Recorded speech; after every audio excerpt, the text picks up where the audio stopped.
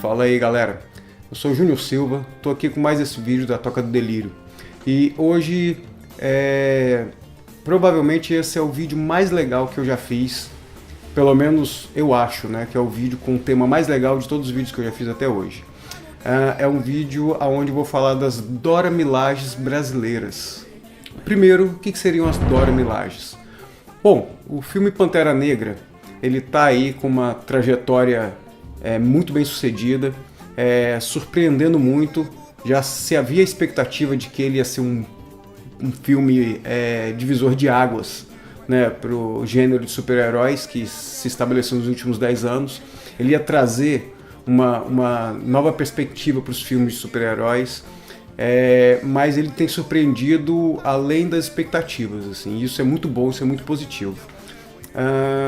Bom, o filme Pantera Negra, ele está aí colocando várias questões para discussão sobre representatividade com relação à cultura africana e sua presença no mundo. E uma outra coisa que é muito forte no filme também é a presença feminina, uma presença feminina com protagonismo poucas vezes visto. E o reino de Wakanda, que é o reino, né, onde o T'Challa, o Pantera Negra, é o monarca, ele tem uma presença muito forte de mulheres que estão presentes em diversos segmentos e como protagonistas, como aquelas que são as grandes responsáveis pela prosperidade de Wakanda e não nos bastidores, né? Elas estão na linha de frente. Você tem uma mulher que está à frente de todo o processo de conhecimento tecnológico que torna o reino de Wakanda um reino poderoso, mas você tem as Dora Milajes. E quem são as Dora Milajes? Elas são guerreiras, são as guerreiras de Wakanda. O exército de Wakanda é formado por mulheres guerreiras. Mulheres que são responsáveis por toda a integridade da nação de Wakanda. E justamente baseado nas Dora Milajes é que eu comecei a pensar, né, como mulheres africanas guerreiras, quem seriam as Dora Milajes brasileiras? Já que o Brasil tem uma história de presença africana muito grande, muito forte. É claro que você tem mulheres africanas ou descendentes de africanas ao longo da nossa história que também foram guerreiras e que tiveram um papel importante no processo de lutas da população afrodescendente no Brasil. E aí eu resolvi destacar algumas dessas mulheres que podem ser consideradas importantes no processo de luta, nas lutas afrodescendentes na história brasileira. Eu vou destacar 4 mulheres aqui. Claro que não são só essas, né? Existem dezenas de mulheres que a gente poderia colocar que teve um protagonismo muito forte na história brasileira, nas lutas afrodescendentes no Brasil. Mas por uma questão de tempo, para o vídeo não ficar muito longo, destaquei 4, mas eu vou deixar aqui na descrição do vídeo algumas indicações de fontes onde você vai poder pesquisar outras mulheres que foram protagonistas, foram importantes na história das lutas africanas no Brasil. Bom, uma coisa importante de destacar antes de começar, justamente pelo não reconhecimento do protagonismo dessas mulheres ao longo da história, você tem uma história muito machista, né, muito do ponto de vista patriarcal, e que sempre tentou silenciar as mulheres em todos os aspectos possíveis. Além de não ter muitos registros sobre elas, o que se tem é tudo muito baseado na tradição oral. E aí você acaba tendo muita informação que você não tem como realmente ter uma certeza se aconteceu ou não daquela maneira. Mas eu vou tentar trazer aqui o que é mais recorrente nos relatos, né, de tudo que eu pesquisei sobre essas mulheres. Mas é muito curioso você ver isso, né, como que a discriminação já começa quando você tem uma história que não privilegia a participação dessas mulheres na hora de fazer os relatos sobre a história de um povo ou de uma determinada civilização. Muito também do que se aborda sobre elas, muitas vezes são arquétipos. Tem algumas, por exemplo, que talvez a gente não tenha certeza se elas existiram ou não. Se ela enquanto indivíduo, se aquela mulher enquanto indivíduo teria existido, né, realmente, fisicamente. Mas o que vale é o arquétipo. Porque os arquétipos, né, aquele modelo de mulher africana, guerreira, que lutava contra as opressões, contra a violência, sem dúvida nenhuma a gente sabe que existiu. Então muitas delas podem ser o arquétipo necessário para poder não se perder na memória do tempo, essas mulheres que foram extremamente importantes para a história africana no Brasil. A primeira é Dandara, Dandara de Palmares.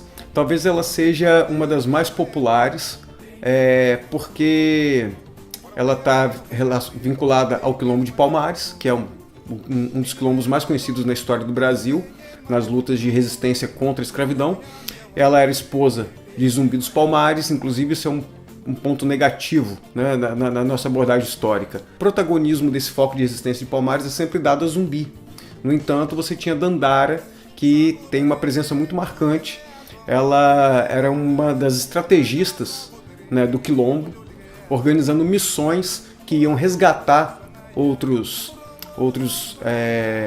escravizados, né, nas fazendas, e Dandara tinha um papel muito importante no processo das estratégias, tanto, né, nas missões de resgate de outros escravizados, para libertar os outros escravizados, quanto na estratégia de proteção de Palmares. E ela talvez se aproxime muito das Dora Milaje enquanto mulheres guerreiras por conta disso, dessa capacidade dela de criar estratégias nas lutas, e por dominar técnicas de capoeira também, uma mulher que dominava técnicas de capoeira, e talvez torne ela mais próxima das Dora Milaje, né, do Pantera Negra, ou faz as Dora Milaje serem próximas dela.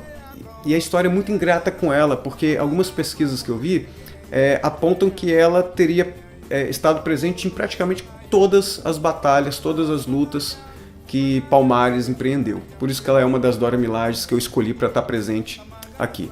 Bom, uma outra que também é um pouco popular é a Anastácia, chamada escrava Anastácia. Ela teria vivido na Bahia, Minas Gerais, depois foi levada como escrava para o Rio de Janeiro.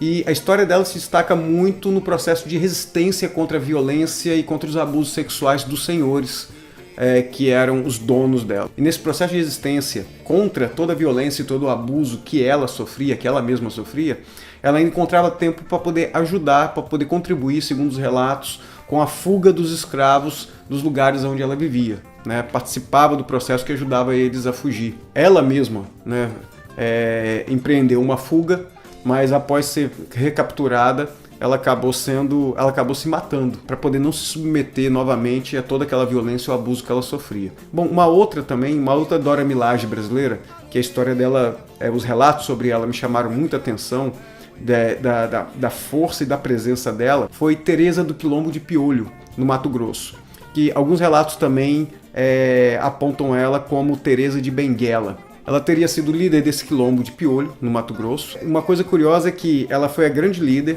criou um processo de administração política para esse quilombo, no sistema parecido com o parlamentarismo. Então olha só o grau de sofisticação que esses povos, que geralmente são vistos como atrasados, como selvagens, que existe uma carga de preconceito muito grande, existia naquele momento, né, um preconceito muito grande, via eles como atrasados. Ainda hoje a gente tem uma herança maldita que também vê a cultura africana como uma cultura inferior, subalterna, selvagem, primitiva. Olha só o grau de sofisticação política que essa mulher já tinha empreendido na hora de pensar na maneira como ia organizar o quilombo dela. Uma coisa curiosa é que ela promoveu também no quilombo uma espécie de acolhimento a refugiados, porque nos relatos que eu pesquisei, o quilombo não abrigava só escravizados que tinham fugido das fazendas que eles eram mantidos presos.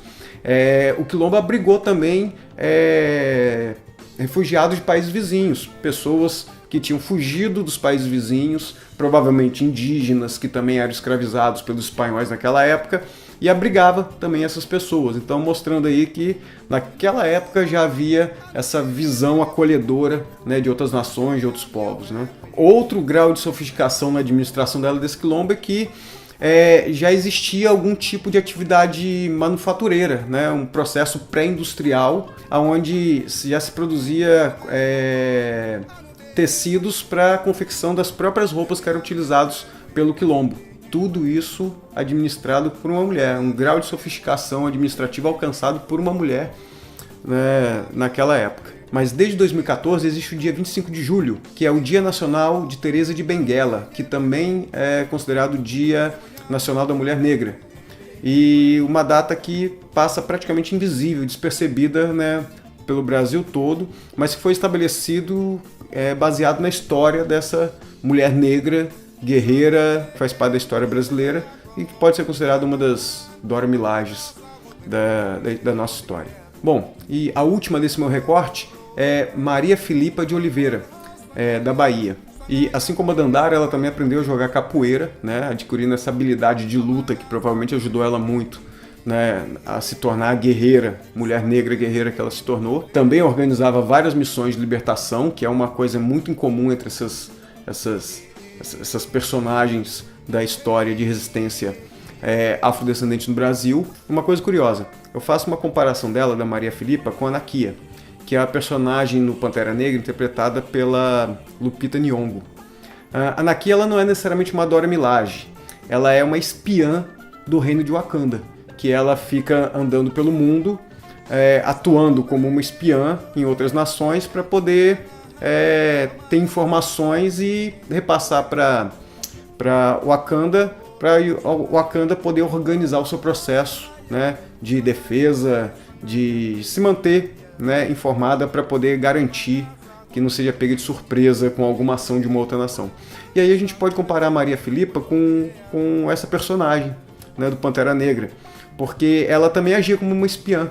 Ela ficava escondida, vigiando as caravelas que chegavam, né, observando a movimentação para depois passar informação para os movimentos que organizavam o processo de libertação. Então você vê que as habilidades das mulheres negras guerreiras daquela época iam para além de aprender a lutar capoeira, né? Elas tinham habilidades, competências e capacidades muito maiores do que a história se propõe a mostrar pra gente.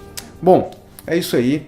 Todo esse conteúdo que eu trouxe aqui, provavelmente ele não é nem um décimo do que a gente tem de história de protagonismo dessas mulheres.